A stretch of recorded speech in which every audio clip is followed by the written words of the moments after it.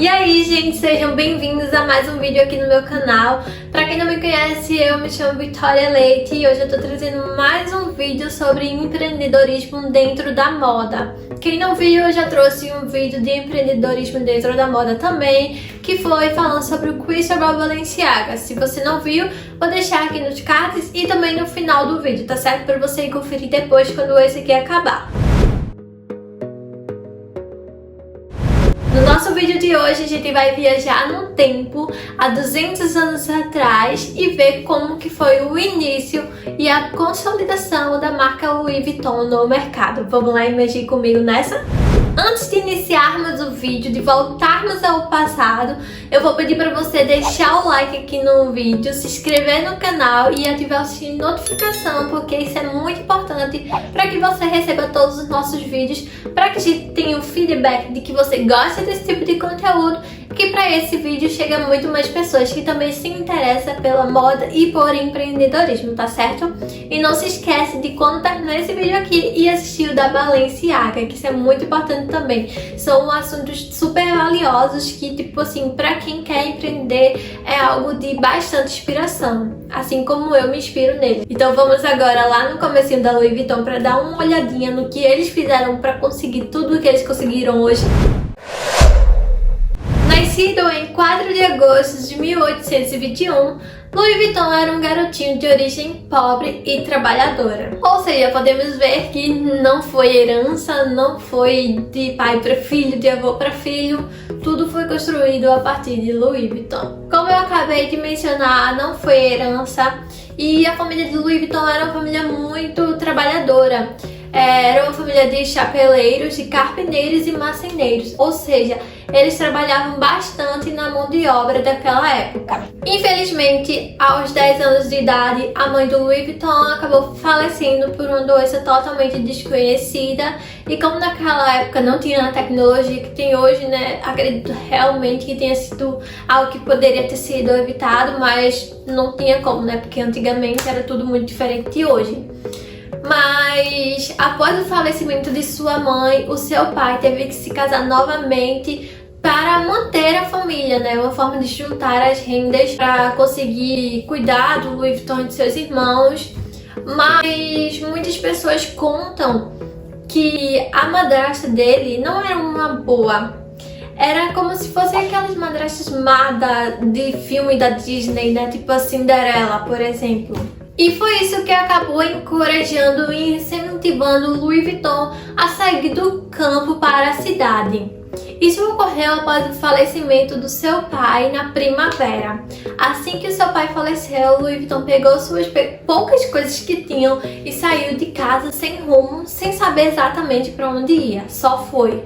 Nessa época que o seu pai faleceu e que ele teve que sair de casa, ele tinha entre 13 e 14 anos. Era basicamente ainda uma criança entrando na pré-adolescência. Um adolescentezinho, né? Então, ele teve que se virar sozinho a partir daí. Por 2 anos de sua vida, após ter saído de casa, após a morte de seu pai, Louis Vuitton ficou vagando por aí sem rumo, parando em alguns pontos específicos para poder fazer alguns bicos, para conseguir comida, alimento, né, para se alimentar, e também conseguir alguns abrigos, né, para passar a noite. Então ele fazia essas paradas, conseguia seu dinheiro e partia para um rumo o qual ele ainda não sabia qual era. Em 1837, ele se estabeleceu em Paris, o lugar onde mudaria toda a sua vida e toda a sua história, e onde marcaria a vida dele por anos e anos até hoje, né? Um lugar inesperado para ele, onde ele não sabia que mudaria toda essa vida dele. Logo após ter se estabelecido em Paris em 1837, ele conseguiu um estágio de aprendiz na oficina do Monsieur Marechal. Eu não sei exatamente se pronuncia assim, mas eu vou deixar escrito aqui na tela para vocês verem, tá certo? Eu ainda estou treinando meu inglês. O Marechal era um famoso fabricador de malas daquela época. Ele tinha uma oficina onde fabricava malas. E para caso você não saiba, naquela época os fabricantes de malas eram artesãos, né? Porque era feito manualmente de couro. Eles eram muito valorizados, porque as pessoas viajavam muito naquela época e não se tinha também um certo cuidado com as malas das pessoas. Então as pessoas sempre prezavam pela qualidade das malas, já que eram transportadas em carruagens que eram jogadas de um lado para o outro, não se tinha aquele cuidado que tem hoje. Então era uma profissão muito requisitada. Ou seja, as pessoas procuravam fazer as suas malas e os seus baús de viagem com aqueles fabricantes, artesãos, né, que fossem mais requisitados, que apresentassem uma maior qualidade. O tempo foi passando, enquanto o Louis Vuitton trabalhava na oficina, o pessoal foi observando que ele tinha uns dons diferentes, que ele pegava jeito para fazer aquelas malas e aqueles baús. Então ele acabou que foi ficando mais observado, mais requisitado, as pessoas ficaram de olho nele. E com isso, esses olhos foram crescendo em cima dele, e todo mundo que era envolvido com moda e gostava bastante começaram a olhar para ele diferente. E com o passar dos anos, após trabalhar tanto tempo nesse ateliê ou nessa oficina, né, surgiu uma oportunidade inesperada para Louis Vuitton. A condessa espanhola Eugênia, esposa do Napoleão III, fez um convite, fez uma proposta para ele. Ela perguntou se ele queria ser o seu artesão, seu fabricador de malas e baús exclusivos, ou seja, trabalhar só para ela. Imagina aí que autoridade em trabalhar exclusivamente para uma das pessoas do mais alto poder da sociedade daquela época. Eu acho que ele ficava, meu Deus, eu não acredito que eu saí daquele lugar onde eu morava para vir parar aqui hoje. Enfim, é uma história muito inspiradora, de verdade. E por trabalhar para uma das pessoas da mais alta realeza e uma das pessoas mais importantes daquela época, que era vista assim pelo povo, né? Ele começou a ganhar os olhos das pessoas de mais alto poder aquisitivo, das pessoas que tinham realmente condições de pagar por aquelas malas que ele fazia. E esses foi um dos períodos mais movimentados para Louis Vuitton, porque foi um dos períodos também que ele conheceu o amor da sua vida. Ele conheceu uma jovem chamada Clemence Emily, uma jovem de 17 anos, e que eles acabaram se casando em abril daquele mesmo ano. E além dele ter se casado nesse período de conturbação na vida dele, né, uma conturbação boa, ele resolveu sair do ateliê do Marechal e abrir o seu próprio ateliê. Por isso que teve essa conturbação toda, entende? Então ele abriu seu famoso ateliê com o nome de Maison Louis Vuitton Maletier. Ao abrir o seu ateliê em 1859, ele tinha por volta de 20 funcionários. E já no ano de 1900, ele já tinha alcançado 100 funcionários em um só ateliê. Assim que ele abriu seu ateliê, começou a trabalhar com as peças mais relevantes daquela época, umas peças novas que substituíssem o couro e que fossem impermeáveis, né? Porque acabava que o couro com o tempo danificava, e ele prezou por essa durabilidade, por algo que fosse mais resistente. E não é à toa que as bolsas hoje duram até sei lá quanto, é só você preservar. E além dessa troca do tecido, né, do couro para um outro tecido mais resistente, ele colocava umas placas de metais nas pontas, nas bordas, assim, sabe? Tipo, nas pontas das bordas. Eu vou deixar uma imagem aqui para vocês entenderem, que acabava dando uma maior resistência, além da resistência de tecido, uma maior resistência para bolsa e pro baú também, né? E com essa novidade, as pessoas ficaram eufóricas com o aumento também dos transportes,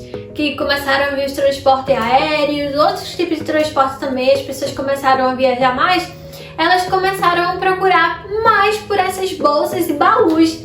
Então foi um sucesso naquela época, ele foi crescendo exponencialmente de uma forma surpreendente, que eu acho que nem ele imaginava aquilo, né? Mas Louis Vuitton foi um sucesso, principalmente naquela época, e vem sendo até hoje, né? Algum tempo depois, com essas demandas, ele não estava dando conta de fazer todas essas produções naquele ateliê, naquela oficina que ele tinha. Então ele precisou expandir a sua oficina e ir para um lugar maior e que tivesse capacidade para que ele pudesse produzir todas as peças que estavam sendo solicitadas. Então ele mudou para uma outra região de Paris e lá se estabeleceu. Infelizmente, algum tempo após ele ter se estabelecido nesse novo ateliê lá em Paris, ocorreu a Guerra do Franco-Prussiana. Ou seja, ele teve que abandonar o seu ateliê e fugir do país como refugiado, assim como lá o Cristóbal Balenciaga. Então, após esse tempo de estar refugiado, de ter deixado seu ateliê, deixado seus funcionários, ao seu retorno, após tudo isso ter passado, ele encontrou o seu ateliê em ruínas, todo o material roubado, e os seus funcionários não ficaram lá, obviamente, né? Abandonaram o barco, ninguém ia ficar para morrer. Então, ele ficou um pouco desesperado, porém ele tinha suas economias, tinha o seu alto potencial e começou a reconstruir tudo novamente. E após um ano desse ocorrido, ele conseguiu reconstruir toda a sua história. Mas essa reconstrução não foi só uma reconstrução do pós-guerra. Foi uma oportunidade para ele repensar na sua clientela, repensar em novas ideias e no seu diferencial. Então, nessa nova unidade, ele abriu e veio com tudo. Ele teve a brilhante ideia de abrir o seu novo ateliê no coração de Paris, onde ficava próximo ao Jockey Club, onde as pessoas da mais alta realeza e da mais alta classe daquela época costumavam frequentar. Então saca aí a ideia de posicionamento estratégico de um ponto físico. Por volta do ano de 1870, Louis Vuitton resolveu lançar uma nova linha, uma nova coleção de bolsas, malas e baús na cor bege com listras vermelhas. Será que isso lembra alguma coisa? Dito e feito, por posicionamento, por novidade e por estética, beleza em si, toda a elite de Paris voltou os olhos para as novas coleções de Louis Vuitton.